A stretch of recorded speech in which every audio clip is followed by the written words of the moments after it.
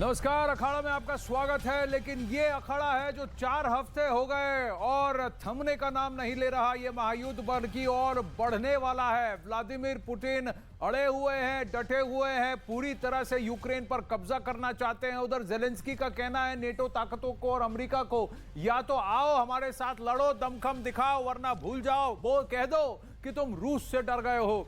तो दोनों तरफ से एक दूसरे पर पूरी तरह से हावी होने की कोशिश की जा रही है। लेकिन यूक्रेन धीरे धीरे तबाह होता जा रहा है और रूस के कब्जे पे आता जा रहा है। वहां बाइडेन और अमेरिका और नेटो ताकतें बहुत कुछ कह तो रही हैं, लेकिन कर क्या रही हैं? दावे दोनों तरफ से हो रहे हैं कि जीत हमारी हो रही है और दुश्मन के हौसले पस्त हो रहे हैं। लेकिन व्लादिमीर पुतिन ने अब कह दिया है कि कुछ भी हो, मैं समस्त यूक्रेन पर कब्जा करके ही चैन लूंगा। 4 हफ्ते से चल रहा यह महायुद्ध थमने नहीं, बढ़ता हुआ स्वरूप देता हुआ दिख रहा है।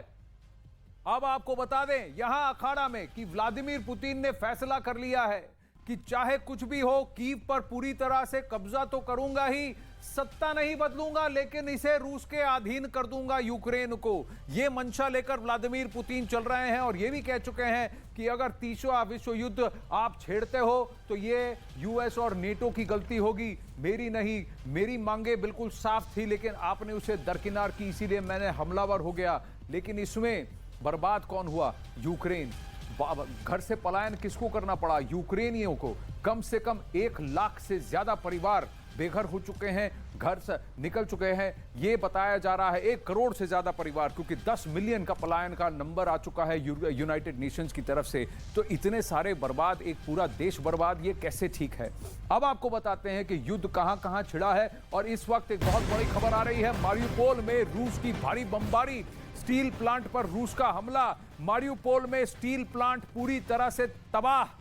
अब मारियुपोल स्ट्रेटेजिकली, हर बार मैं आपको कहता हूं, बहुत इंपॉर्टेंट है रशिया के लिए।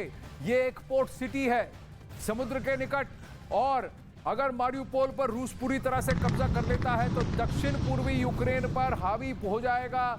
ये बहुत क्रिटिकल जगह है, पोर्ट सिटी है। इसे क्राइमिया से जोड़ने में, रूस को क्राइमिया से जोड़ने में मारियुपोल और खेरसान, ये 2 शहर हैं जो बहुत क्रिटिकल है। और यहां पर जबरदस्त बमबारी पिछले 28-30 दिनों से चल रही है। रूस पूरी तरह से अभी भी मारियुपोल पर कब्जा नहीं कर पाया। इससे पहले रूस का आरोप था कि यूक्रेन ने जानबूझकर आम लोगों को वहां एक ढाल बनाकर, ह्यूमन शील्ड बनाकर रखा हुआ है। कम से कम 20,000 यूक्रेनी थे जो कि वहां फंसे हुए थे। एक थिएटर पर बमबारी कर कर मासूमों को मारने का आरोप लगा है व्लादिमीर पुतिन और रूस की सेना पर। उन्हें वॉर क्रिमिनल करार दिया गया है। लेकिन फिलहाल ये तस्वीरें वहां की एक इंडस्ट्रियल पोर्ट सिटी मारियुपोल के स्टील प्लांट को पूरी तरह से तबाह कर दिया रूसी एयर स्ट्राइक्स ने। मारियुपोल में रूस की भारी बमबारी और रूसी टैंक का मारियुपोल में हमला। एक और खबर इस वक्त महायुद्ध में आ रही है, आपको बता दें मारियुपोल में रूस की भारी बमबारी चल रही है। मारियुपोल में रूसी टैंक का बहुत बड़ा जमावड़ा देखा गया है। रूसी टैंक का मारियुपोल में बहुत भारी हमला चल रहा है। तो एरियल स्ट्राइक के साथ साथ अब सरफेस पर आर्टिलरी गन फायर भी तेज हो गई है। टैंकों की बमबारी अब मारियुपोल पर और तेज हो गई है। तो सिर्फ एरियल स्ट्राइक ही नहीं, अब ग्राउंड पर भी फोर्स लगाकर रूसी सेना आर्टिलरी के दम पर, अपने टैंकों के दम पर मारियुपोल पर कब्जा करना चाहती है। हर तरफ धुआं, हर तरफ तबाही, हर तरफ त्राहिमाम, यही नज़ारे दिख रहे हैं। ये सैटेलाइट इमेजेस हैं। शहर का शहर पूरा तबाह हो गया। इंडस्ट्रियल एरियाज को बर्बाद करने का और उनको सेलेक्टिवली टारगेट करने की कोशिश की जा रही है। और अब रूस चाहता है कि मारियुपोल पूरी तरह से खाली हो जाए और वो वहां कब्जा कर ले, काबिज हो जाए।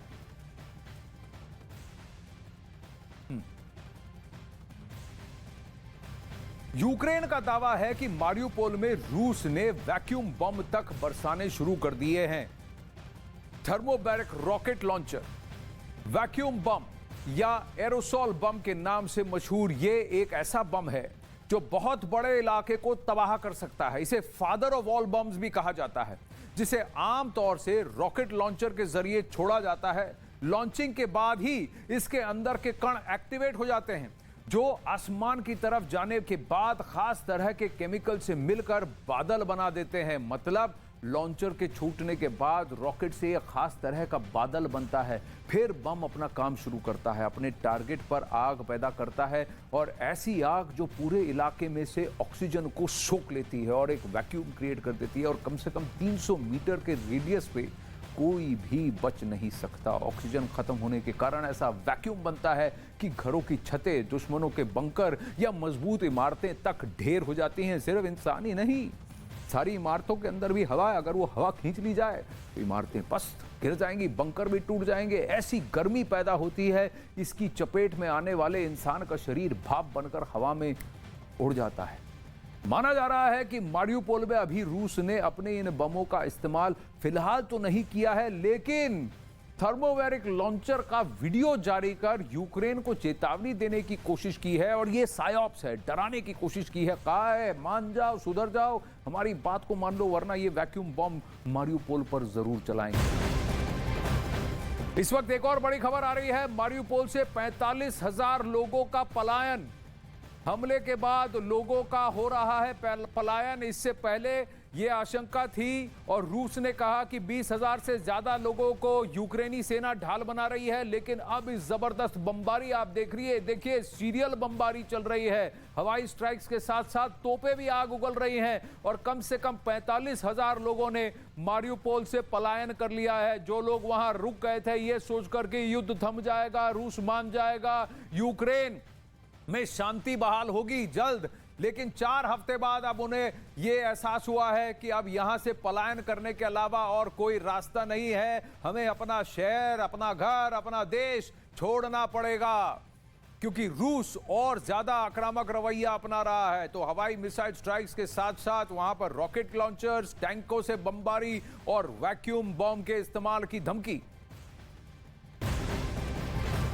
अब युद्ध पर यूक्रेन का बड़ा दावा आया है। इस वक्त यूक्रेन का बहुत बड़ा दावा आया है कि 24,000 से ज्यादा इमारतें तबाह हो गई हैं।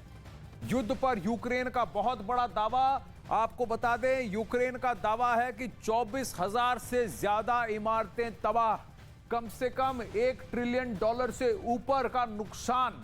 ये कहा जा रहा है कि इसको बनाने में, यूक्रेन को फिर से बसाने में कम से कम 4 से 5 साल अब लग जाएंगे।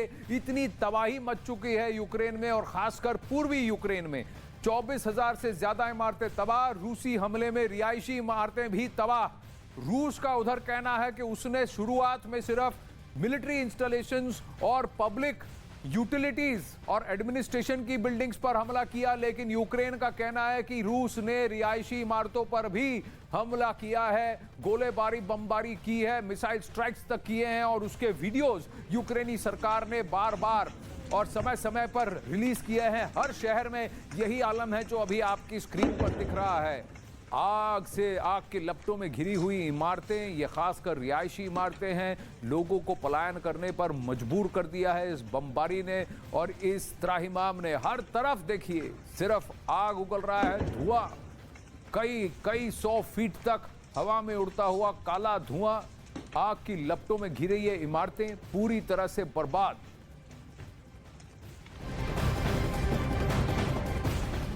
अब एक और बड़ी खबर आ रही है, कीव पर रूस ने हमले और तेज कर दिए हैं।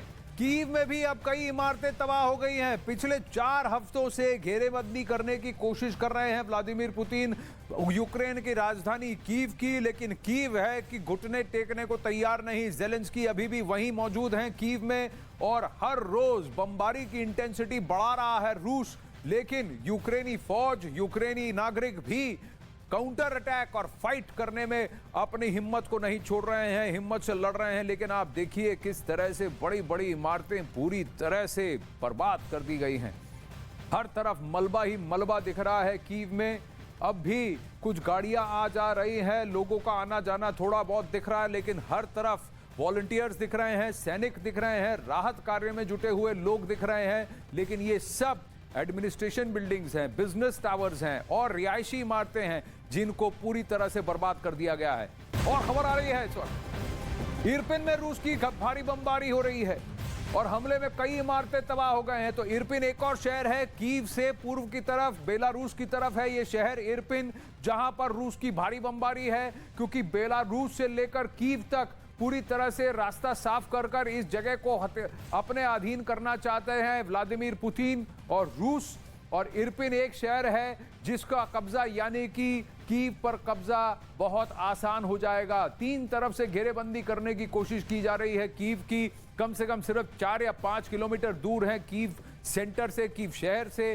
प्रेसिडेंशियल बिल्डिंग को भी घेर कर उस पर कब्जा करने के प्लान्स बन रहे हैं। व्लादिमीर पुतिन 600 घंटे बाद भी अब भी पूरी तरह से उनकी इंटेंसिटी बरकरार है, इनफैक्ट ज्यादा हो गई है। और वो कह रहे हैं कि सब कुछ उनके प्लान के अकॉर्डिंग हो रहा है। हालांकि यूक्रेन का कहना है कि रूस को नहीं लगा था कि यूक्रेन इतनी टफ फाइट देगा, यूक्रेन इस तरह से रूस को नाखुद चने चबवाएगा, व्लादिमीर पुतिन को इतना सरदर्द होगा और इतना भारी नुकसान होगा, उनके इतने हजार सैनिक मर जाएंगे और उनके इतनी सारी तोपें टैंक सब बर्बाद की जाएंगी, उनके विमान गिराए जाएंगे। आप यूक्रेन को तबाह कर रहे हैं लेकिन यूक्रेन घुटने नहीं टेकेगा, यह कहना है ज़ेलेंस्की का।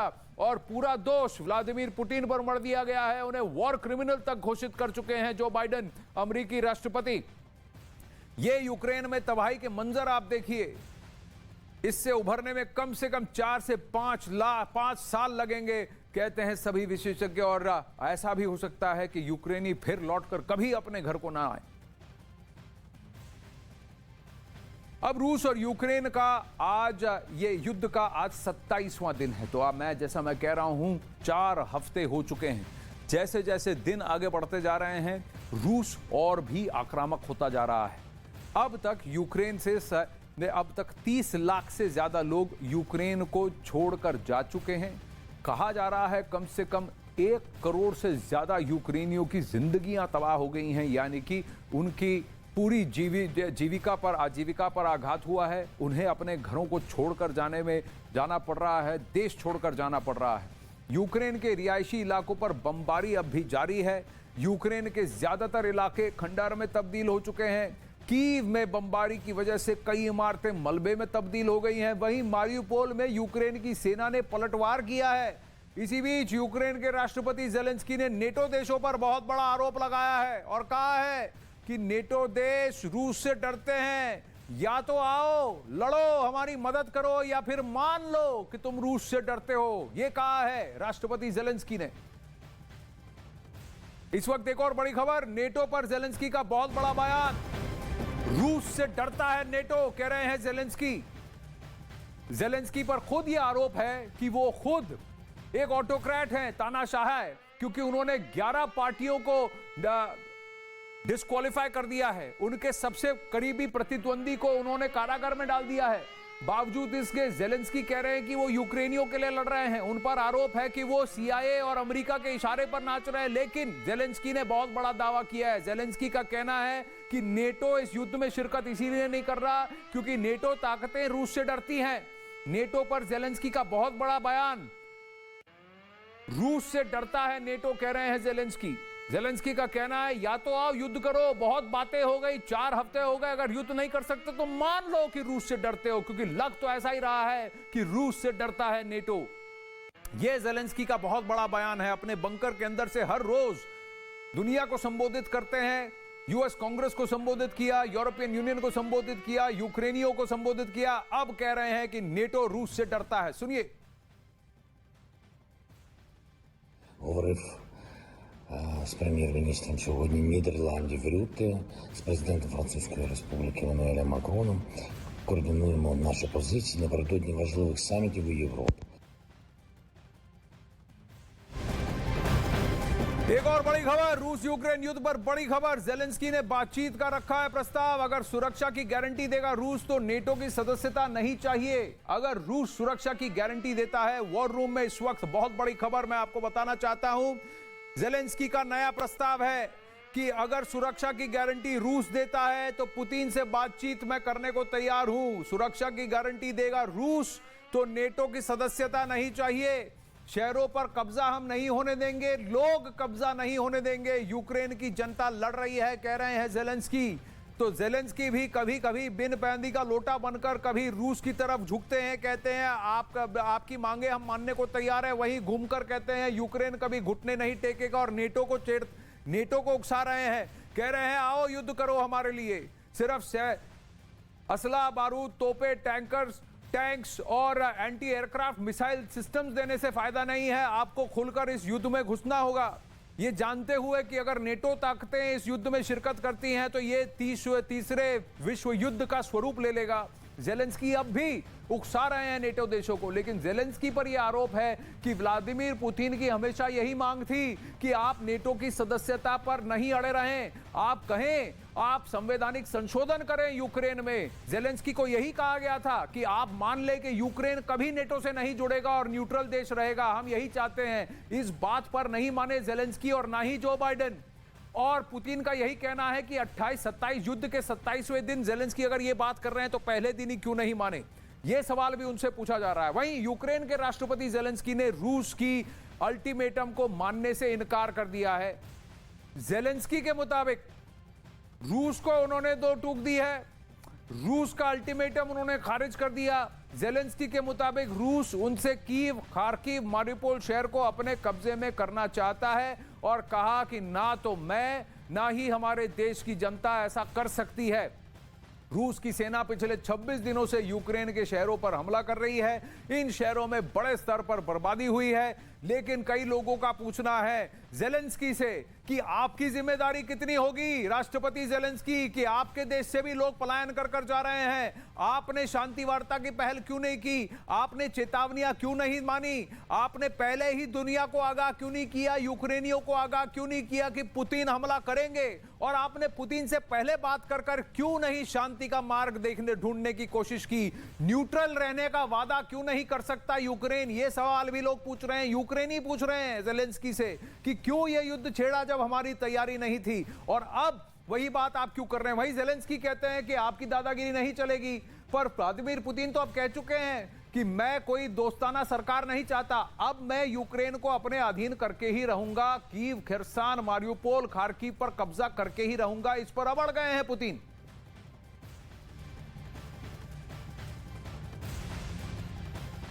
उधर रूस और यूक्रेन में 27 दिनों से चल रही जंग के बीच ब्रिटेन का एक बड़ा कदम आया है।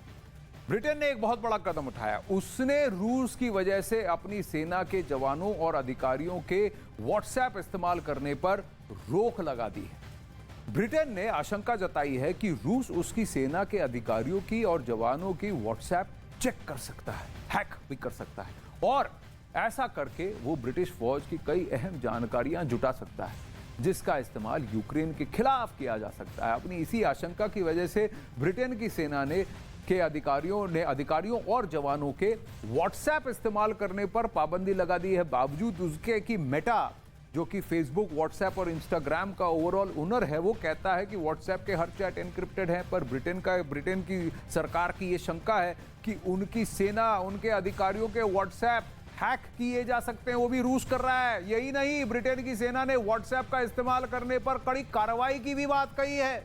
खबर है ऐसा इसलिए किया गया क्योंकि 13 मार्च को यूक्रेन में जवानों के एक ट्रेनिंग कैंप को निशाना बनाया गया, और इसके लिए रूस ने ब्रिटेन के मोबाइल फोन के डेटा का इस्तेमाल किया था। यहां मोबाइल फोन के डेटा का इस्तेमाल किया था, व्हाट्सएप ही था।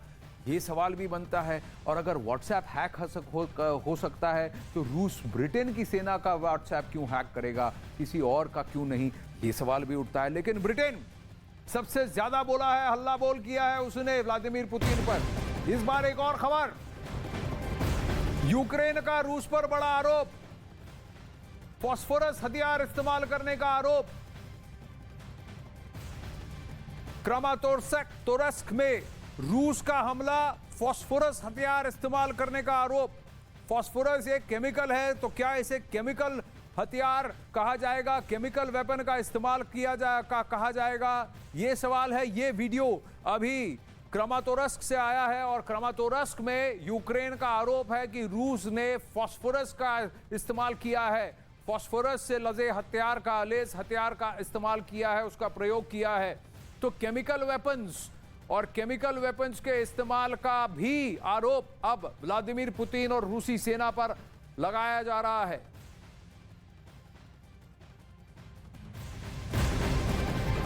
इस वक्त की बड़ी खबर महायुद्ध से जुड़ी, रूस यूक्रेन युद्ध पर बड़ी खबर। जो बाइडेन का रूस पर बड़ा आरोप है, यूक्रेन में रासायनिक हमले की तैयारी, केमिकल वेपन्स की इस्तेमाल की तैयारी।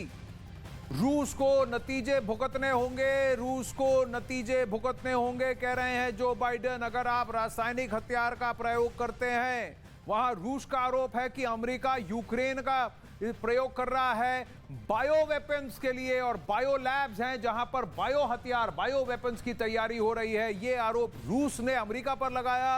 अब अमेरिका कह रहा है, और यूक्रेन के उस वीडियो के तुरंत बाद यह खबर अमेरिका कह रहा है कि रूस रासायनिक हथियार का प्रयोग भी कर रहा है इस युद्ध में।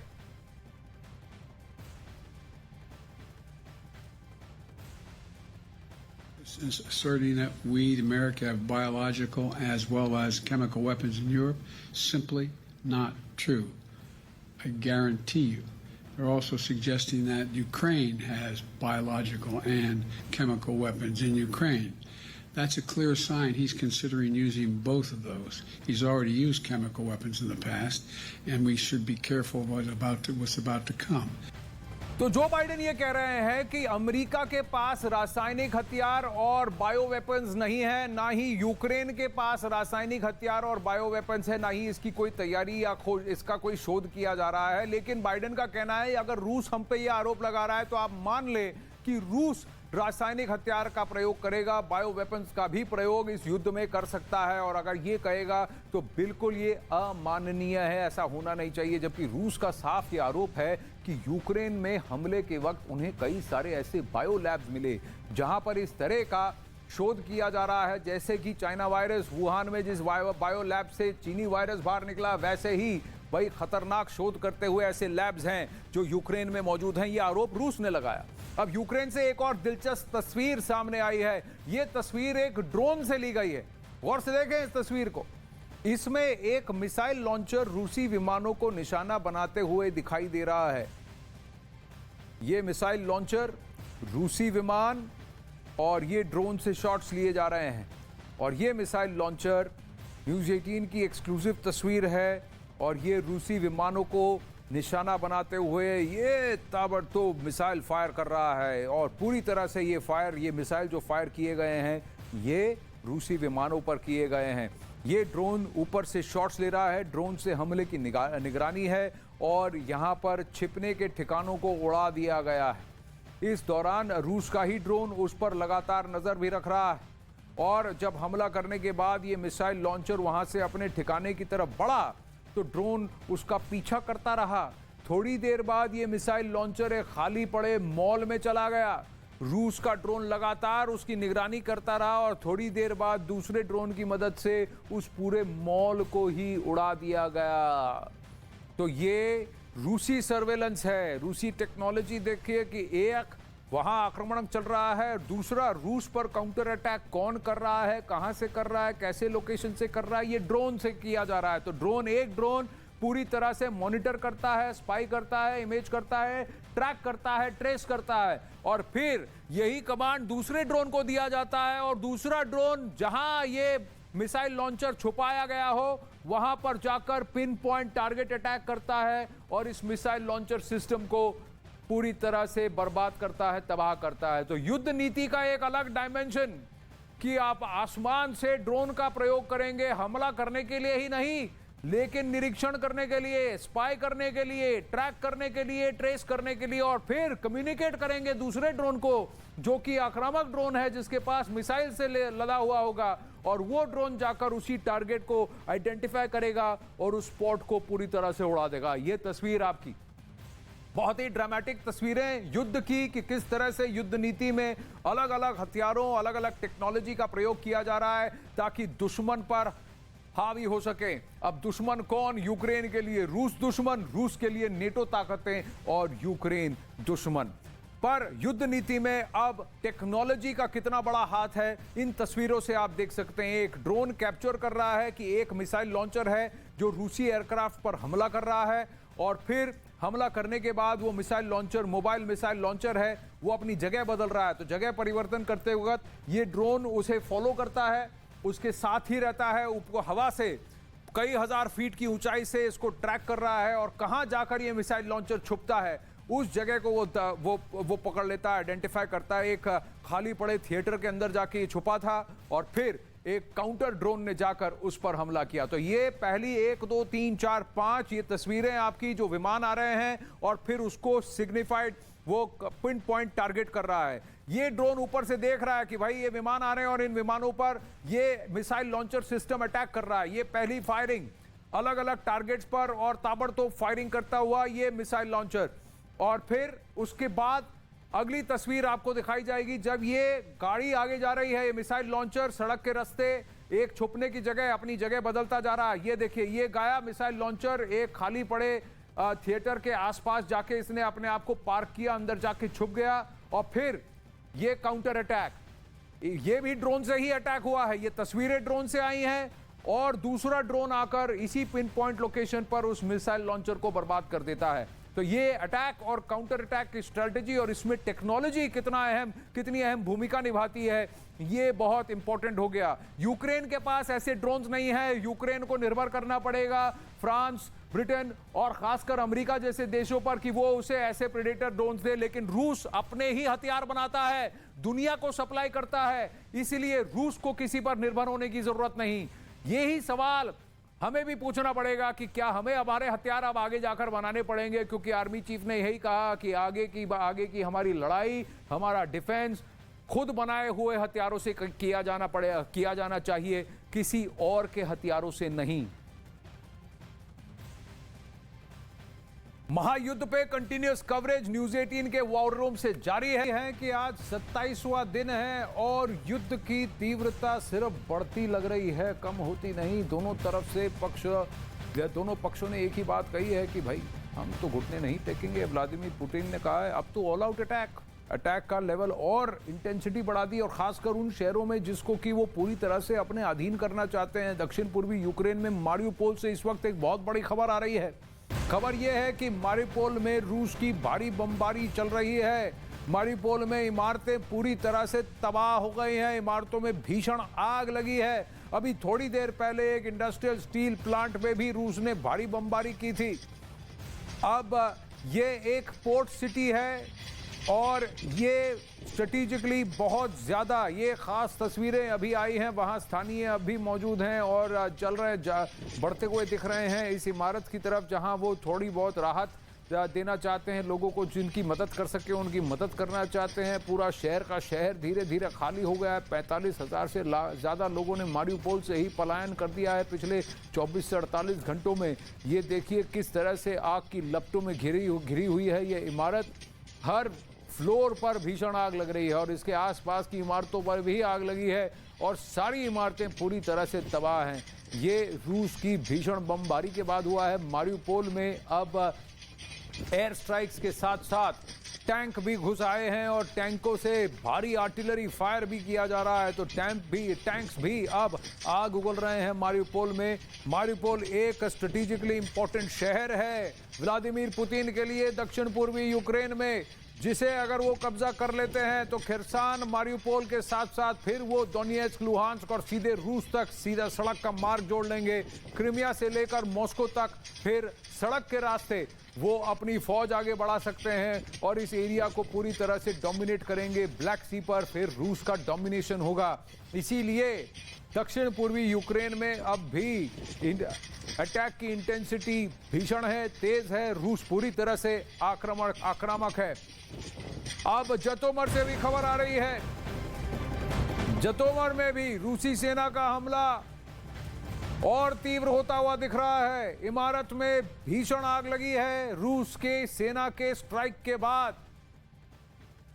यूक्रेन का दावा है ये सारी रिहायशी इलाके हैं, रिहायशी इमारतें हैं, जहां अब ये देखिए फायर फाइटर्स गए हैं आग को बुझाने के लिए, लेकिन पूरी तरह से तबाह हो चुका है।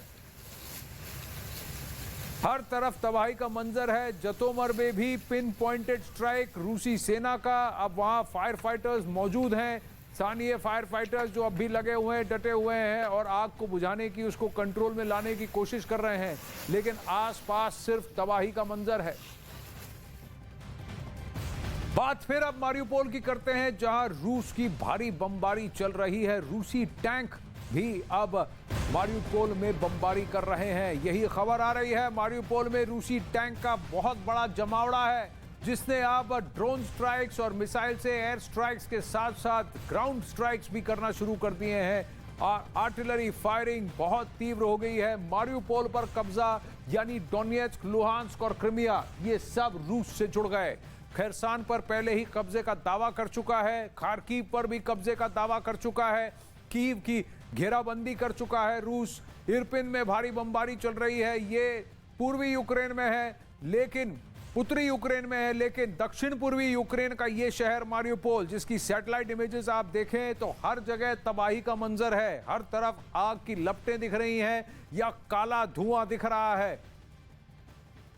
एक और बड़ी खबर इस वक्त रूस यूक्रेन युद्ध में, बड़ी खबर, यूक्रेन की सेना ने अब एक बहुत बड़ा दावा किया है। चर्नीव से रूसी सेना को खदेड़ा। ये बहुत बड़ा दावा यूक्रेनी सेना का कि चर्नीव से अब रूसी सेना को खदेड़ चुका है यूक्रेन। चर्नीव पर कुछ दिन पहले रूस ने कहा कि हमने कब्जा कर लिया है, हम हावी हो चुके हैं, ये शहर अब हमारे कब्जे में है। लेकिन चर्नीव से यूक्रेन का दावा है कि उसने रूसी सेना को खदेड़ दिया है। बहुत बड़ा दावा ये सैटेलाइट इमेजेस बमबारी की, पिन पॉइंटेड टारगेटिंग की। अब रूस यूक्रेन युद्ध से एक और बड़ी खबर कि यूक्रेन युद्ध में 117 बच्चों की मौत हुई है। अब तक के ये ऑफिशियल आंकड़े हैं। ये आंकड़े ऑफिशियल कम बताए जा रहे हैं, कई ज्यादा बच्चे मरे हैं, सिविलियंस मरे हैं, ये अनऑफिशियल आंकड़े कहते हैं। लेकिन यूएन का कहना है कि अब तक 117 बच्चों की मौत इस भीषण युद्ध में हो चुकी है पिछले 27 दिनों में।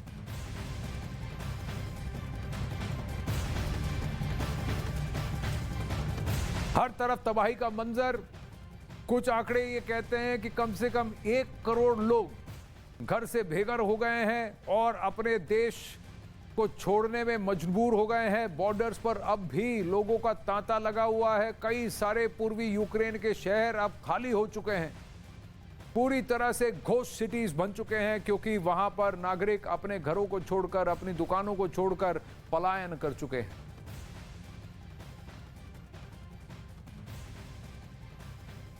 सत्ताईस दिनों से जारी जंग की वजह से यूक्रेन के शहर मलबे में तब्दील हो गए हैं। 17 शहरों में हवाई हमले का अलर्ट है। 17 शहरों में, 24 में से 17 शहरों में हवाई हमले का अलर्ट है। कई शहरों में रूस की बमबारी अब भी जारी है और वो भी तीव्रता से जारी है। उन्होंने इंटेंसिटी बढ़ा चुके हैं। व्लादिमीर पुतिन नेटो के रवैये से नाराज हुए हैं। राष्ट्रपति जेलेंस्की कहा नेटो डरता है रूस से। जेलेंस्की का रूस से, नेटो से डरने का दावा भी है। पुतिन से मीटिंग के लिए जेलेंस्की का एक प्रस्ताव भी है। वो कहते हैं कि नेटो की सदस्यता से पीछे हट जाएंगे, उस मांग से पीछे हट जाएंगे अगर रूस सिक्योरिटी की गारंटी देता है और यूक्रेन के सारे शहरों से कब्जा कर पीछे हट जाता है। जो बाइडेन को केमिकल हमले की आशंका है, जो बाइडेन का कहना है कि अगर रूस ये आशंका जता रहा है केमिकल वेपन्स की, बायो वेपन्स की, तो ये मान ले कि रूस उसका प्रयोग जरूर करेगा। हालांकि अमेरिका और यूक्रेन के पास ये हथियार, ये वेपन्स नहीं है, लेकिन रूस का दावा है कि ये सब अमेरिका का किया जा रहा है। अमेरिका पूरी तरह से केमिकल और बायो वेपन से लेस है और यूक्रेन में इसकी रिसर्च भी कर रहा था। रूस के हमले में 3780 घर तबाह हुए हैं। अब तक के ये ऑफिशियल आंकड़े हैं। 33 लाख से ज्यादा लोगों ने यूक्रेन को अब तक छोड़ दिया है। ये आंकड़ा बढ़कर 1 करोड़ तक जा सकता है, ये यूएन का अनुमान है। इस वक्त एक और बहुत बड़ी खबर है, ये कीव से आ रही है। यूक्रेन की सेना का बहुत बड़ा दावा, कीव से हटने को मजबूर है रूसी सेना, कीव से बाहर है रूस की सेना। ये बहुत बड़ा दावा है यूक्रेन का, क्योंकि वहां जबरदस्त ठंड है। -5, -10 डिग्रीज में ये खबरें आ रही हैं कि रूसी सेना के अंदर विद्रोह पैदा हो गया है। कई सारे सैनिक जो है वो इस वक्त वहां घेरेबंदी से परेशान हो चुके हैं। इतनी ठंड में कैसे करें घेराबंदी, और वो रैंक्स तोड़कर भाग रहे हैं, जा रहे हैं। ये बहुत बड़ा क्लेम यूक्रेन का कि कीव से रूसी सेना जा चुके हैं। वहीं रूस का कहना है कि नहीं, हम तो घेरेबंदी और टाइट कर रहे हैं। वहीं रूस यूक्रेन के बीच पिछले 27 दिनों से जंग छिड़ी है और यूक्रेन के खार्किव में एक बार फिर हमला तेज हो चुका है। खार्किव यूक्रेन का दूसरा बड़ा शहर है। वहां रूस ने ताबड़तोड़ मिसाइलें दागी हैं, जिससे 5 लोगों की मारे जाने की आशंका है। और यूक्रेन ने आरोप लगाया है कि इस हमले में रूस ने आम लोगों को, यानी आम नागरिक सिविलियंस को निशाना बनाया है। रूसी सेना ने खार्किव में जबरदस्त गोलीबारी की। एक जगह पर तो एक रूसी टैंक जंगल की तरफ से दनादन गोले बरसाता दिखाई दिया। धमाके ऐसे कि यूक्रेन की फौज भी सहम उठी और जवानों को अपनी जान बचाने के लिए बंकरों में जाना पड़ा। Страшно было, конечно. А так, грохот, подвал помог. यूक्रेन ने आरोप लगाया कि रूस ने टैंकों की मदद से खार्किव की रिहायशी बस्तियों पर बॉम्ब बरसाए, जिनमें 5 लोगों को अपनी जान गंवानी पड़ी। खार्किव में जो लोग बचने के लिए जुटे थे, उनके ऊपर अचानक एक मिसाइल गिरी और जोरदार धमाका हुआ। इसके साथ ही रूसी मिसाइलों ने पूरे के पूरे खार्किव की शक्ल बदल कर रख दी। हर तरफ टूटी दीवारें, मलबा और बर्बादी ही नजर आई। एक जगह पर तो रूस ने ऐसा गोला दागा कि घर के किचन का हुलिया बिगड़ गया। किचन में मौजूद सारी चीजें तहस नहस हो गईं। यहाँ तक कि वहाँ रखा कुछ सामान भी जलकर राख हो गया। कुछ घरों में बर्बादी का आलम यूं रहा कि वो रहने लायक तक नहीं बचे, जिसके बाद लोगों ने उन्हें छोड़कर बंकरों में शरण ली।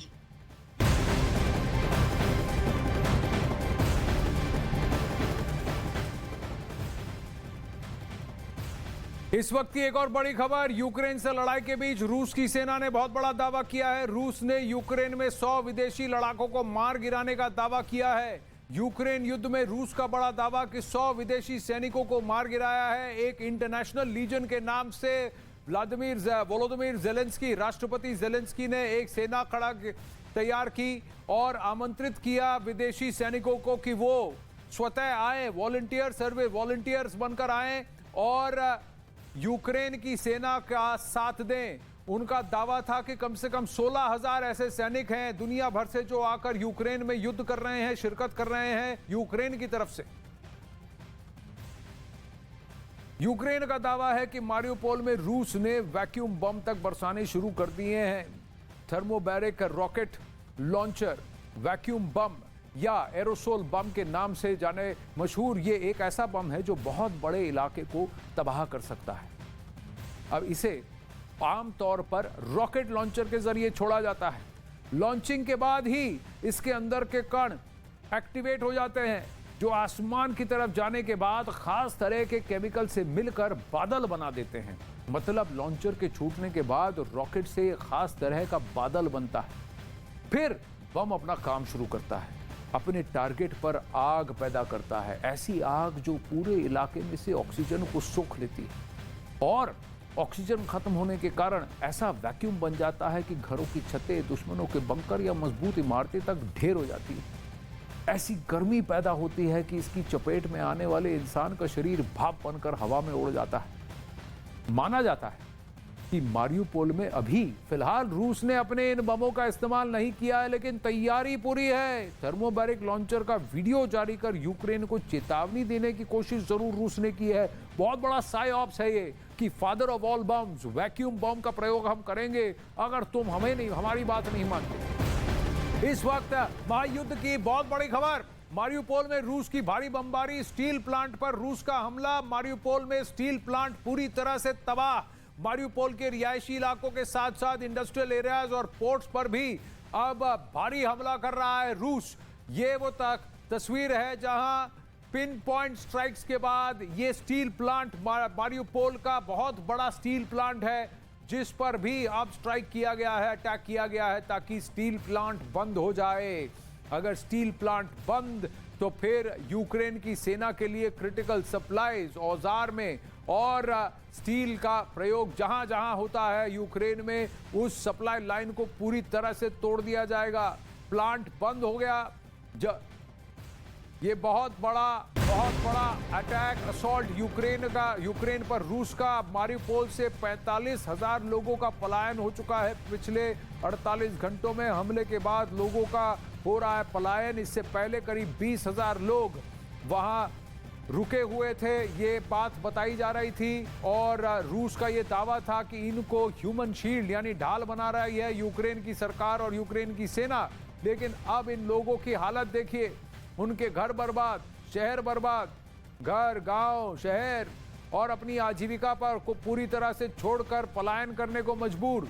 हाथ में कुछ नहीं, जो मिला उसको लेकर के फिर शहर छोड़कर जा रहे हैं, देश छोड़कर जा रहे हैं। इस तरह से उन्हें रिलीफ सप्लाईज मिल रही हैं, छोटे छोटे खाने के पैकेट जिसमें जूस, थोड़ा सा ब्रेड और एक बोतल पानी और कुछ मेडिकल सप्लाईज, यही अब इनको दिया जा रहा है। खाने पीने का सामान, ये देखिए लोग इन तस्वीरों में आप देख रहे हैं, जो कुछ इनके हाथ में बनता है उसको लेकर पलायन करते हुए, शहर को छोड़कर जाते हुए लोग मारिउपोल से। इस वक्त एक और खबर, जतोमर में रूस का बहुत बड़ा हमला। रूसी हमले में 3 घर तबाह हैं, हमले में 10 इमारतों को भारी नुकसान हुआ है। ये एक और खबर इस वक्त आई है।